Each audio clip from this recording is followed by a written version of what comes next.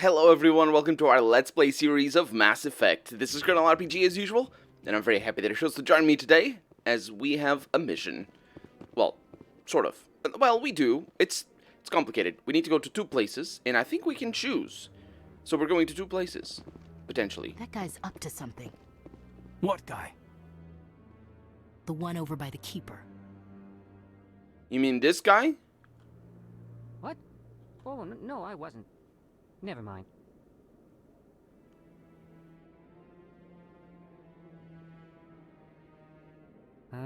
Yes, is there something you want? Why are you so interested in the Keepers? Keepers? I've got no interest in the Don't get coy. I know what I saw.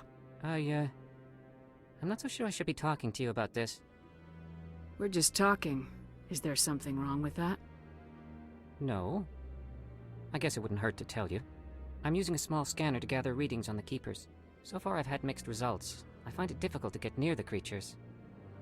Why were you being so secretive about it, though? Well, technically we're not supposed to disturb the Keepers. I don't really think my scanning disturbs them, but the authorities might disagree. I'd like to do it more openly, but it's not really worth getting arrested over. I can help you out. I'm not worried about the authorities.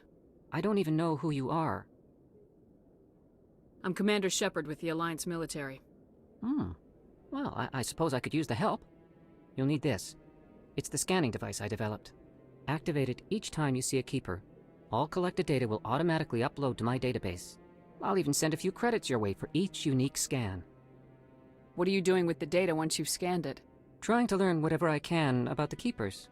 We see them working everywhere, yet we know so little about them. I'm a scientist. I want to know what makes them tick. I should get going then. Yes, I have much work myself. So long, and good luck with the scanning. Scanning. The Keeper has been, or the Keeper scan has been uploaded. We got a little bit of money, a little bit of experience. Did you see that? Did you see that? Who spotted that guy? Was it Ashley? I keep thinking Williams and I forget her name. No, I'm waiting to speak with one of the Counselor's assistants. Commander? Right. There's another Keeper back here. Am I gonna need to scan all the Keepers, I wonder? Or am I gonna want to scan all the Keepers? Because that's what I'm gonna do. I'm gonna scan all the Keepers. No, I just want to ask a couple of questions. It's fine, it's fine. We don't... We're not messing with... actually, wait. Doesn't the game... Oh, the game doesn't keep track of where the Keepers are. Oh, that's a bummer, honestly. But because we're at the edge of the map, there's more Keepers up here. Ooh. I didn't even see this. Yeah, but there are more Keepers over here.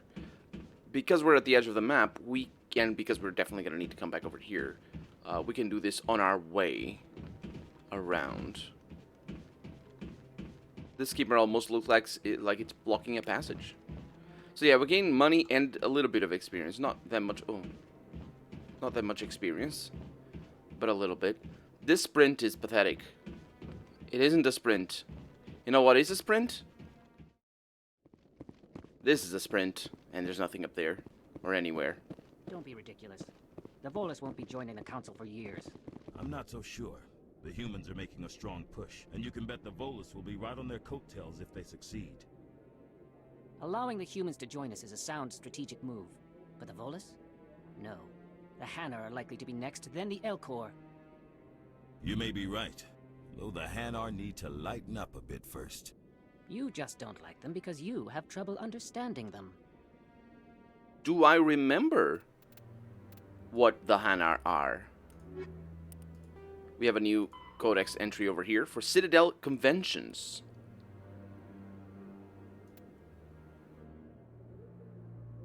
No, it isn't that. It's this one. The majority of the Citadel's population lives in the wards, which are these things, I believe. The 5 massive arms of the station that house the residential and commercial districts. Many galactic races have established cultural enclaves there. Population density and cost of living are extremely high, akin to Earth cities such as Hong Kong and Singapore.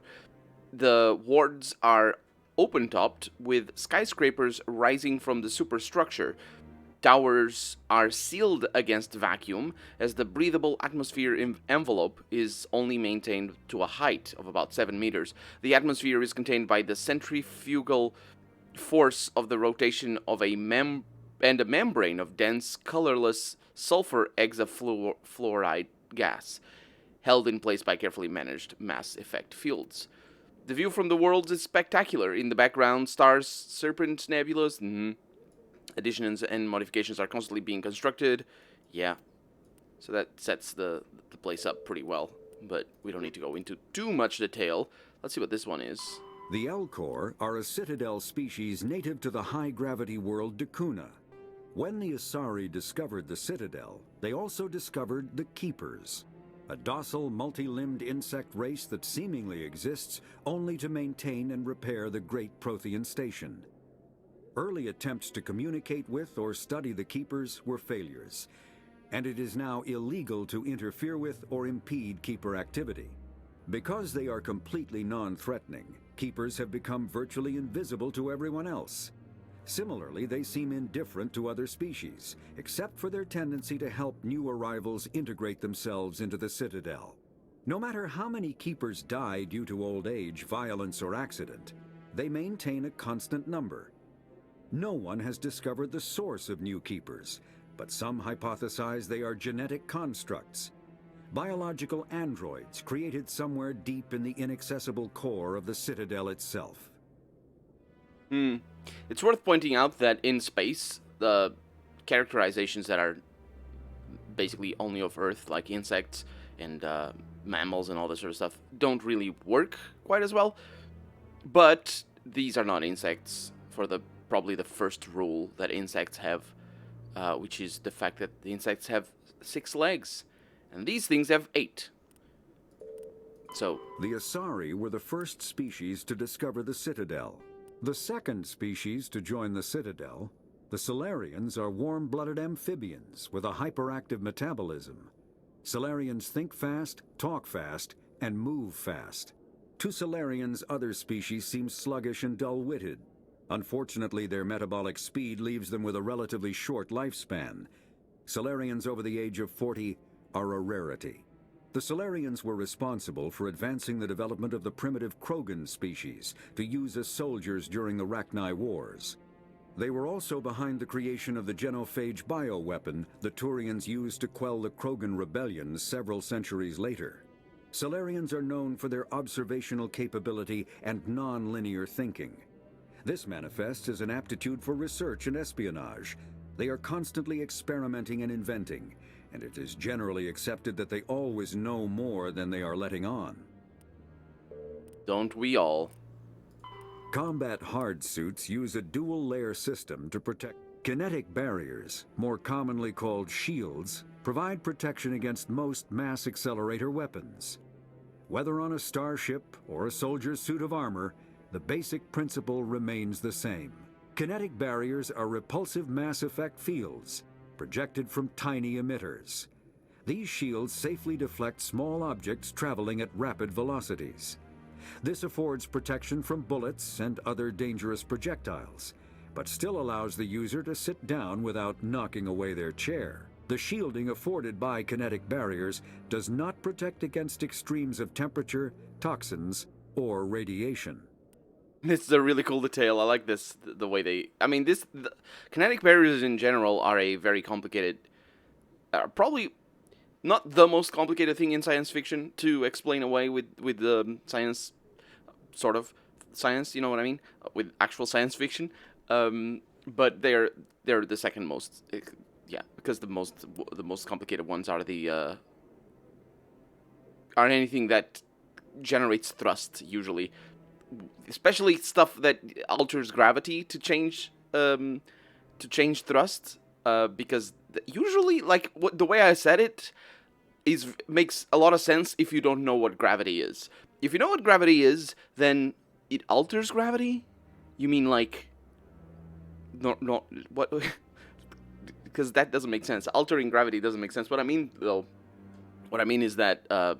Yeah, propulsion in space is kind of complicated. The problem is, like, if you generate a gravitational field that pulls your ship, like, for example, the front, imagine this is a ship, this thing over here, right? or maybe with this thing on top as well, side view of the ship, and you have something here that pulls the ship over that way. The problem is, yeah, it's pulling the ship that way, but it's also pulling everybody else. Wait, how does that go? I've seen a video specifically talking about this conundrum. I'm not good enough to explain why that is complicated. Dang it. I'm sorry about it. Anyway. Medigel is a common medicinal salve used by paramedics, EMTs, and military personnel. It combines several useful applications: a local anesthetic, disinfectant, and clotting agent all in one. Once applied, the gel is designed to grip tight to flesh until subjected to a frequency of ultrasound. It is sealable against liquids, most notably blood, as well as contaminants and gases. The gel is a genetically engineered bioplasm created by the CERTA Foundation, a medical technology megacorp based on Earth. Technically, Medigel violates Council laws against genetic engineering, but to date, it has proved far too useful to ban. The Council doesn't allow genetic engineering? How did they cure cancer? They didn't cure cancer. Genetic engineering, that thing is so broad. Banning genetic engineering is basically like it's so broad. Everything is genetic engineering. Like today in Earth. Not really. It's kind of complicated. Genetic engineering would necessarily be wait, no. How does it...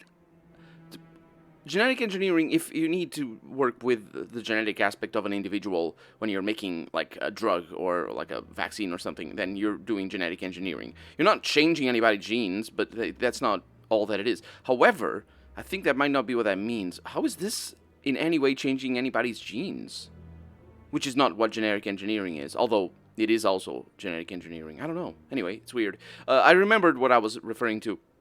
It is not propulsion that I'm mentioning. It's artificial gravity is what I'm mentioning. Because if you generate, like, if you make something that pulls the inhabitants of a ship to make artificial gravity, then you're also pulling the ship, which means you're generating thrusts in that direction, which means that the people don't actually get the artificial gravity. You need something to only pull the inhabitants of a ship in, rather than the ship as well, because otherwise it just doesn't work. That's the one that I was referring to. That's very difficult to explain away. Artificial gravity. Although, with the centripetal forces of a rotating mass, it does become a lot easier. Because, you know, although the calculations usually, they're not as simple as this game makes it out to be. Although I wouldn't know. Ooh, got another one. You were hiding from me, weren't you? And we leveled up. With a beautiful song to accompany our leveling up. Anyway, I did make that cut because I wanted to explore the upper area up there. Just make sure there was nobody or no keeper. Because look at this. It's not a sprint. It looks like it's faster if you take your weapon out. Wait, how do I... Q? That's the one. This elevator leads down to Presidium. There you will find the embassy. Yeah, that's where I need to go.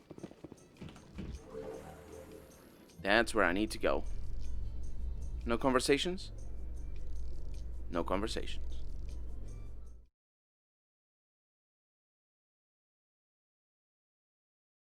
I believe the Council ignored all the evidence against Saren. Saren's one of their best operatives. It's only natural they'd take his word over ours. Oh, so now we just chase leads while this smug Turian runs around with his Geth troopers. That's politics, Chief. I hate politics. No, that's not politics. Although it is sort of, in the sense that anything that's related to power dynamics is politics. But it's not. What does this game think politics is? Anyway, I lost the beginning and I messed up the transition. Sorry. Got another scan. And we got a Vina. Welcome to Presidium Tourism Terminal. Behind me is the spectacular relay monument, a scale model representation of a Prothean mass relay. To your left is one of the Keepers, the enigmatic caretakers of the Citadel, working on a control panel. You may see Keepers involved in various tasks throughout all levels of the Citadel. The Keepers are essential to the smooth operation of the Citadel. Obstructing their daily work will result in harsh penalties, including incarceration and rehabilitation. Tell me more about the relay monument. Discovered by the Asari who first arrived at the Citadel, the relay monument is one of the station's most interesting and controversial features. What is the meaning behind this striking piece of art? Is it a tribute to Prothean vanity? A reminder of their conquest of the galaxy through mass relay technology? Or perhaps it is a symbol of unity, a Prothean acknowledgement that the relays would eventually lead other species here to the Citadel. No one can say for sure, making the relay monument a favorite topic of discussion among academics and scholars. It's very interesting. That's all for now. There's Thank you for using Avina. Yes, you Have said a pleasant day. you said a few things that you had said already, and I skipped some of them on purpose. This is very interesting because we're skipping past the likely scenario that the Protheans weren't a species of how should I put this? Humans think abstractly. There's meaning in basically everything that that we do. Like, what does it mean is a question that works... Oh, Ashley? Oh, right, she likes this. What does it mean is a question that works for pretty much anything humans do. Like, what you write on a paper, like the words that you say out loud, your body language. Everything is more than, you know, just the physicality of it, just the aspect, that, like, what you're actually doing. And that's something that's not necessarily human in itself, because, you know, animals here on Earth do the same. But considering the Protheans existed thousands or millenniums, many years ago, or whatever, and that they are an alien species to boot. I've told you before, you're not allowed in here. This one believes it has the right to move freely through this area. You're creating a public disturbance. It's against Citadel regulations. This one is unsure why the other would not wish word of the Enkindlers to be spread. Wow. Do you desire to learn of the Enkindlers? Or has the Honorable CSEC officer enlisted assistance? Why is the CSEC officer harassing you? The CSEC officer requests that this one purchase an evangelical permit to spread the truth of the Enkindlers. If that's all the CSEC officer wants, why not just buy the permit?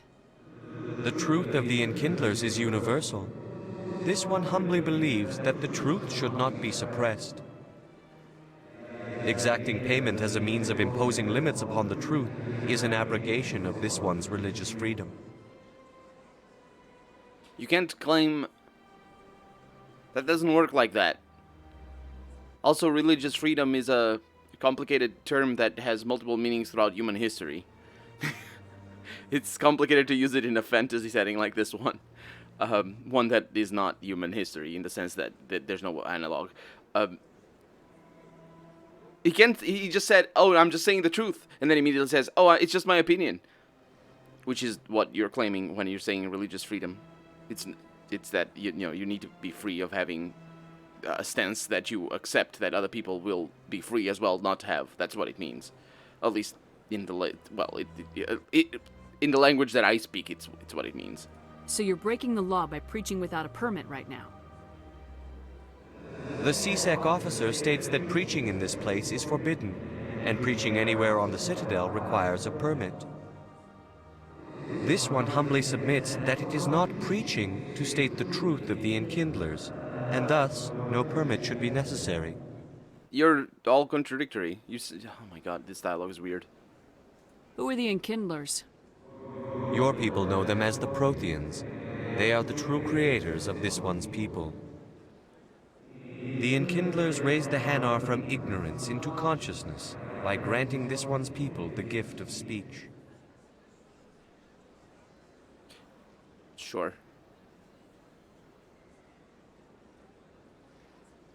Which I don't think it bears. I think it bears mentioning that speech and consciousness are two very different things. Well, not very different things, but they are different things, and one doesn't require the other, and vice versa.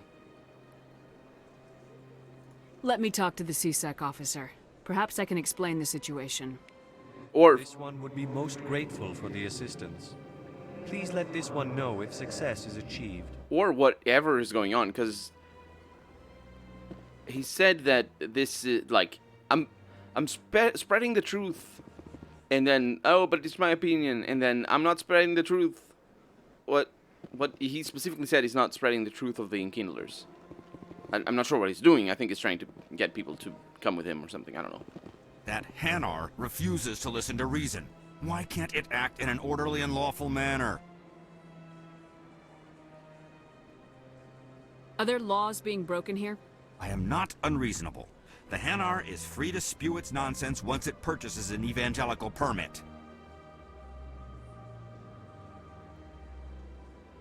So if the Hanar gets a permit, it's allowed to preach? No. Registered evangelicals must follow regulations. There are specific areas where preaching is legal. Failure to follow the regulations results in the forfeiture of the license.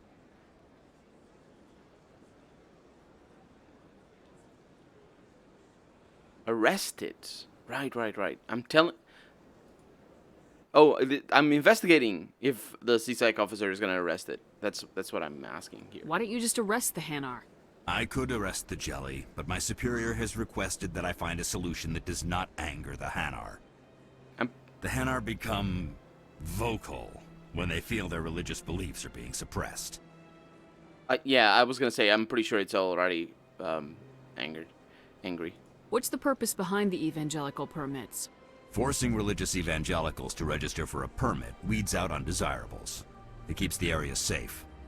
The Citadel is too important to become a battleground for a religious war. Especially the religious war of the poor. I think it's a little bit disingenuous to try to question the law over here, because first off, that's not what's at stake here. Even though the meta text might be that, the law is completely skewed in favor of, well, people who have money to pay the permit for one, but also specifically the CSEC officer is preaching its own sort of credo, not credo, that's creed, because you know they are the evangelicals of the Citadel in a way. It's just a different kind of creed, I suppose. If you'd like, I could talk to the Hanar for you. I have argued with the stubborn jelly all afternoon. You are certainly welcome to try. Has the CSEC officer been assuaged?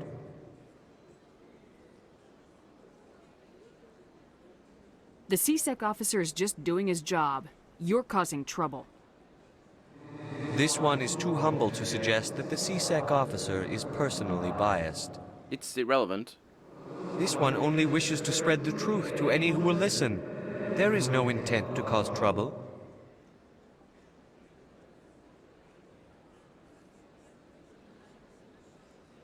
Why are these grayed out? I'll be back. This one will continue to spread its message. You hear that? You're screwed. I'll be back when I have more Renegade or something. Actually, it's not Renegade, it's Paragon. Wait. Oh, I like that. So, if I want to convince him to go away, that's a Paragon move. So if I want to convince him to run away, that's a Renegade move. Which puts the whole dilemma, if I can figure out how to open the freaking screen. Definitely not this one. Oh, we got technology over here.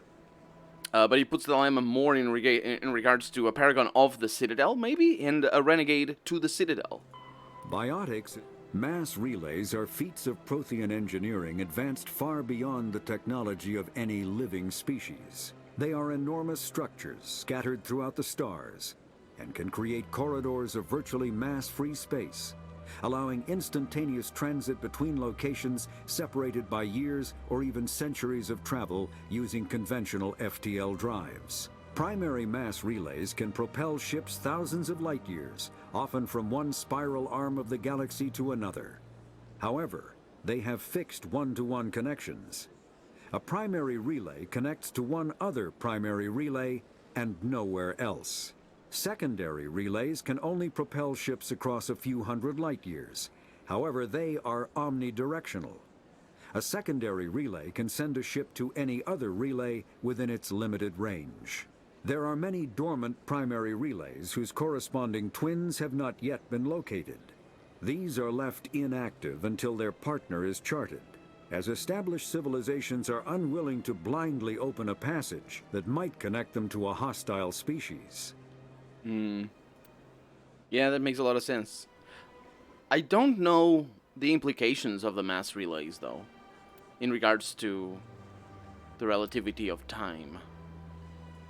Because I don't know if they actually propel you instantaneously, or if they travel you into the past. Because instantaneously means that you travel at the speed of light, which would make sense if they have anything to do with mass. Because if you remove mass, you are traveling, well, you don't immediately get propelled to the speed of light, but you can accelerate using zero energy to the speed of light, I think. So I guess you get immediately propelled to the speed of light by anything, really. Even another light thing hitting you. But yeah, if you don't have mass, you're traveling at the speed of light. But when you're traveling at the speed of light, there's no time. The time is at standstill. Which means that, basically, if you travel from one side of the galaxy to the other, you're traveling at the speed of light. If you go faster than that in any way, but especially with mass relays, if they work like wormholes and stuff like that, then you're actively traveling into the past, in the sense that you can, you're effectively traveling into the past, because the reason why that works, is that, is it traveling to the past? Yeah. Yeah. It's kind of complicated to understand, but if you understand intuitively, which is difficult, but if you understand intuitively how the time is relative, then think about it like this. Imagine this is our planet, right? And this is the other side of the galaxy. And the way time works, the way light works, rather, is it takes, let's say, 1 light year. It's just 1 light year away, right? The other side of the galaxy. It isn't. It's millions of light years away, but it doesn't matter. 1 light year away from here to here. So whenever you're here on Earth, excuse me, what you're seeing over there is whatever, let's just say, to put it into context, even though it isn't technically correct, it's kind of complicated, but let's just say that whatever you're seeing over here is what happened a light year away, or, a year ago, rather, because the light takes 1 year to, that's what light year means, light takes 1 year to arrive here, so, something happens over here, light goes, and arrives here, and then a year after you see it over here, right? But the thing is, if you travel over there, at any moment, you're going to take the light at the speed of light, right? It's going to take it's going to take a year, because it's the same speed. I'm just thinking ahead of what I'm going to say. But if you travel, let's say, instantaneously, which is traveling at the speed of light is instantaneously, then your time is going to go backwards, unless you have a wormhole. So, unless you figure out how to get time to work backwards, you need a wormhole, which is what this might be. So what happens then is that you travel from here, and it's 2020, and then when you arrive there, over here, it's 2019.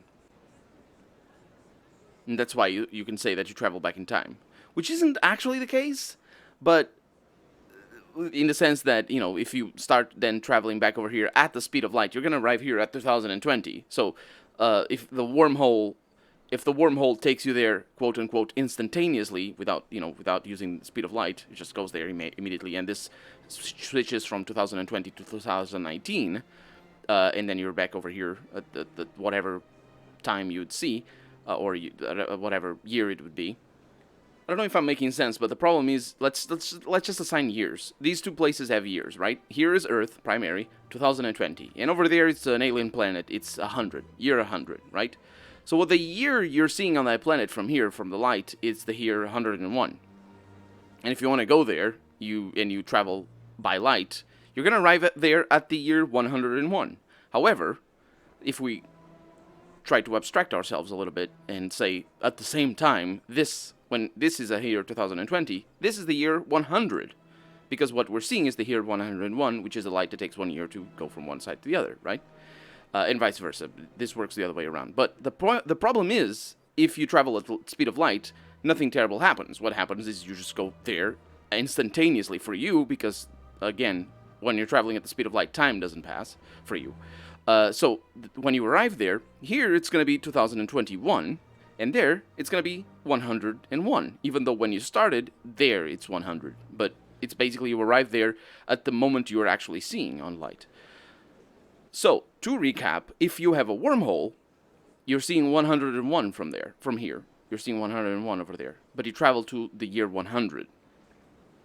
The problem is, when you arrive there, to the year 100, instantaneously, this is the year 2019. Does that make sense? Is what I'm saying correct? I don't know. It's kind of complicated because light doesn't work like that. Light is time, which means that you're not seeing into the past when you're seeing. You're not seeing into the past when you look over there. You're seeing the present. Whenever you're on Earth, the year 2020, and you're seeing the year 101, that's the present. That's as present as it gets. There's no. It's not. You're not seeing the past when you look at things. That's just the present. That's what time is. That's light. That's what light is. So it's complicated for me to explain, especially because I'm not a physician. No, that's physicist. That's the word. And also, I don't know how to explain very well. So I'm sorry if I made no sense, because I probably didn't. Let's get this keeper and end the episode because we're out of time for the day. So for right now, I'm Colonel RPG, and this has been Mass Effect. I really hope you've enjoyed it. And if you did, go ahead and leave a comment. Like the video if you want to see the next episode come out sooner rather than later. But above all, thank you so much for watching, and I hope I'll see you next episode. Bye-bye.